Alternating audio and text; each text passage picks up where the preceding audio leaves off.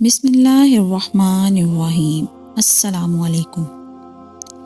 آج کی ویڈیو میں ہم ذکر کریں گے کہ حضرت علی رضی اللہ عنہ کی قبر کو کیوں چھپایا گیا، اب ان کی قبر مبارک کہاں ہے، حضرت علی رضی اللہ عنہ کو غسل کس نے دیا اور آپ کا جنازہ کس نے پڑھایا۔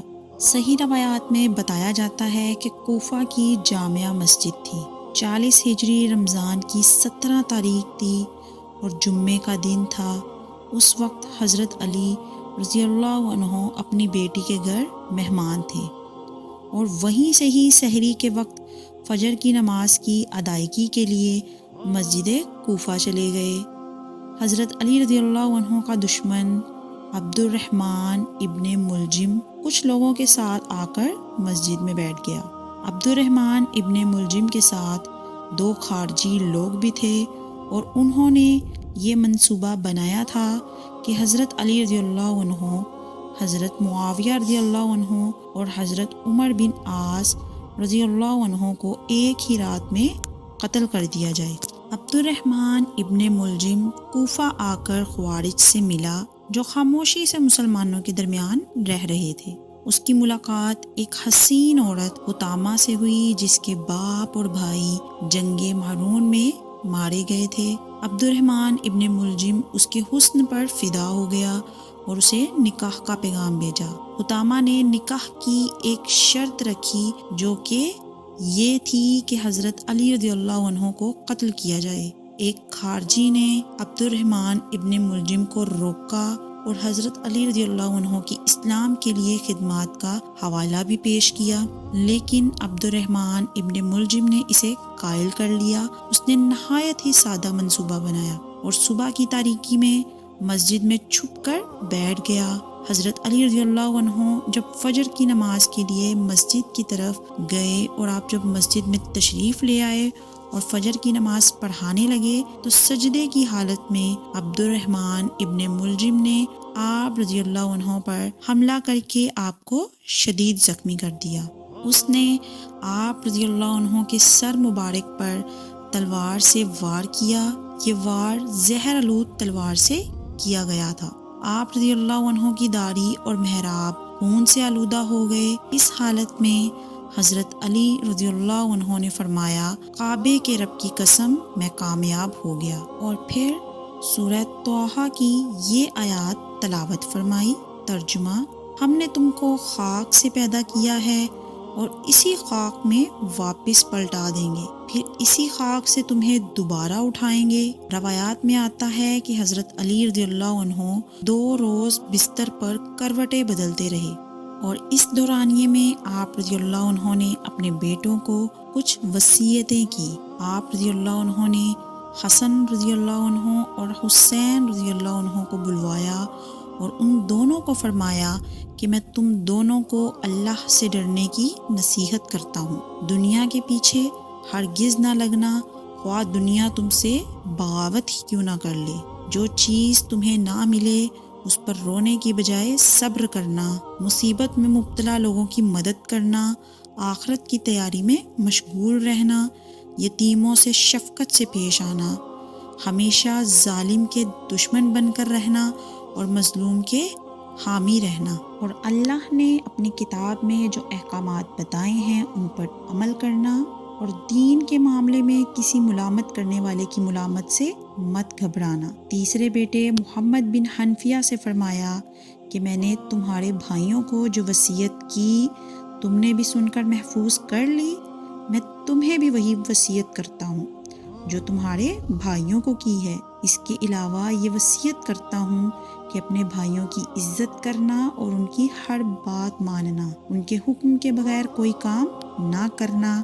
پھر حسن اور حسین رضی اللہ عنہ کو فرمایا کہ میں تم دونوں کو بھی محمد بن حنفیہ کے ساتھ اچھے سلوک کی وصیت کرتا ہوں، کیونکہ وہ تمہارا بھائی ہے اور تمہارے باپ کا بیٹا ہے، اور تم یہ بھی جانتے ہو کہ تمہارا باپ اس سے بہت محبت کرتا ہے۔ پھر خصوصاً حضرت علی رضی اللہ عنہ نے فرمایا کہ میرے بیٹے، تمہارے لیے میری وصیت یہ ہے کہ اللہ سے ڈرتے رہنا، نماز وقت پر ادا کرنا، زکوٰۃ دیتے رہنا، وضو کو اچھی طرح کرنا کیونکہ بغیر وضو کے نماز نہیں ہوتی، اور زکوٰۃ نہ دینے والے کی نماز بھی قبول نہیں ہوتی۔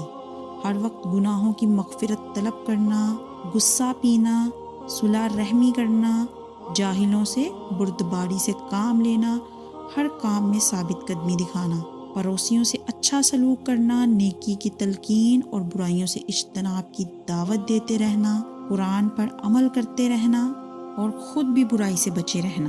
حضرت علی رضی اللہ عنہ نے اپنے قاتل کے متعلق جو نصیحت فرمائی وہ بھی تحریر ہے۔ آپ رضی اللہ عنہ نے فرمایا، اے بنو ابی مطلب، کہیں تم میری وجہ سے مسلمانوں کے خون نہ بہا دینا اور یہ کہتے نہ پھرنا کہ امیر المومنین قتل کیے گئے ہیں تو ہم ان کا انتقام لے رہے ہیں، سوائے میرے قاتل کے کسی کو قتل نہ کرنا۔ حسن، اگر میں ایک ہی وار میں مر جاؤں تو قاتل کو بھی ایک ہی وار میں ختم کرنا، کیونکہ ایک وار کے بدلے میں ایک ہی وار ہونا چاہیے، اس کی لاش کو بگاڑنا نہیں۔ میں نے رسول اکرم صلی اللہ علیہ وآلہ وسلم کو فرماتے ہوئے سنا کہ تم لوگ مسئلے سے بچو، خواہ وہ باولے کتے کا ہی کیوں نہ ہو۔ حضرت علی رضی اللہ عنہ کی شہادت کے بعد حضرت حسن رضی اللہ عنہ نے عبد الرحمن ابن ملجم کو طلب کیا۔ عبد الرحمن ابن ملجم نے آپ سے کہا کہ کیا آپ مجھے ایک اچھا کام کرنے دیں گے؟ وہ یہ کہ میں نے اللہ سے عہد کیا تھا اور میں اسے ضرور پورا کرنا چاہتا ہوں۔ وہ عہد میں نے کعبے کے قریب کیا تھا کہ میں علی اور معاویہ دونوں کو ہی ضرور قتل کروں گا یا خود اس کوشش میں مارا جاؤں گا۔ اگر آپ چاہیں تو مجھے چھوڑ دیں تاکہ میں معاویہ کو قتل کر دوں۔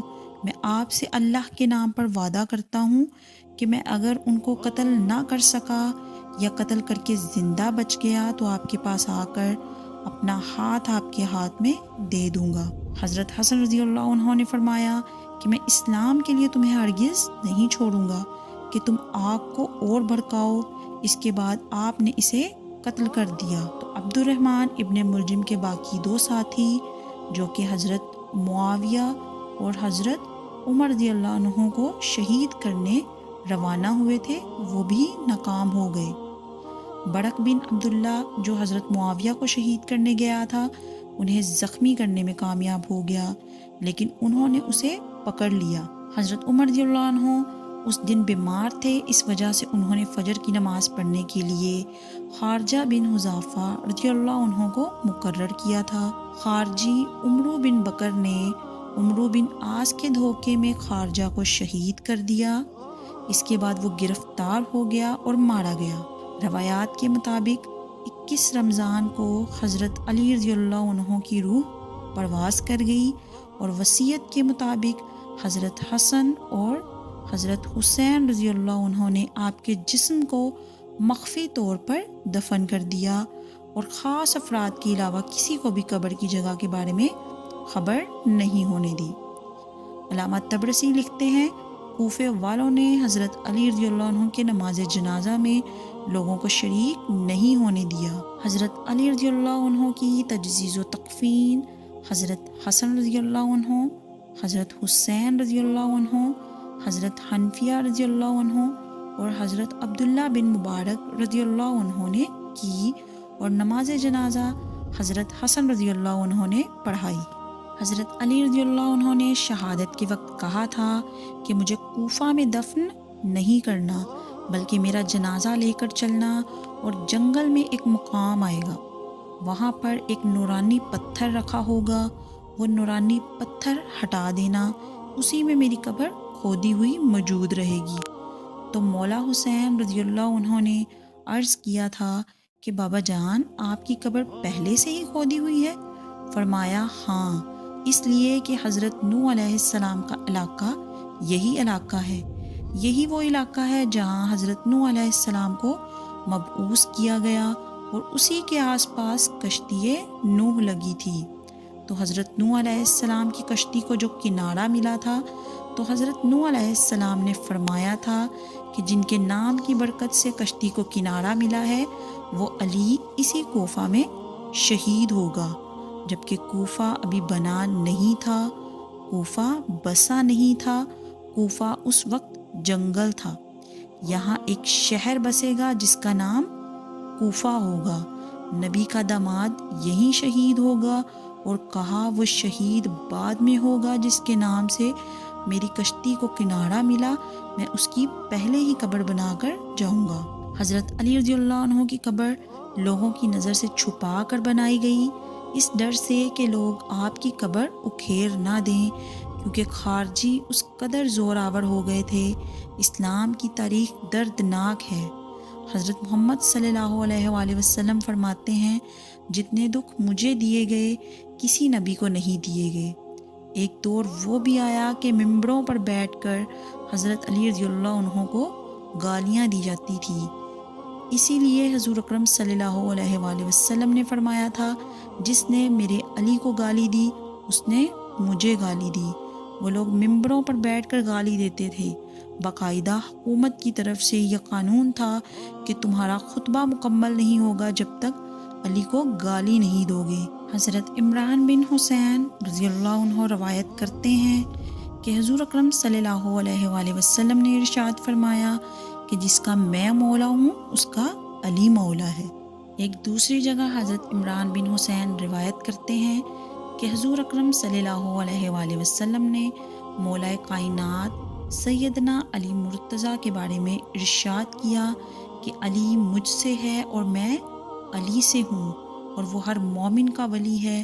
حضرت ام سلمہ فرماتی ہیں کہ میں نے حضور صلی اللہ علیہ وآلہ وسلم سے سنا، وہ ارشاد فرماتے ہیں کہ علی سے منافق پیار نہیں کرتا اور مومن بغض نہیں رکھتا۔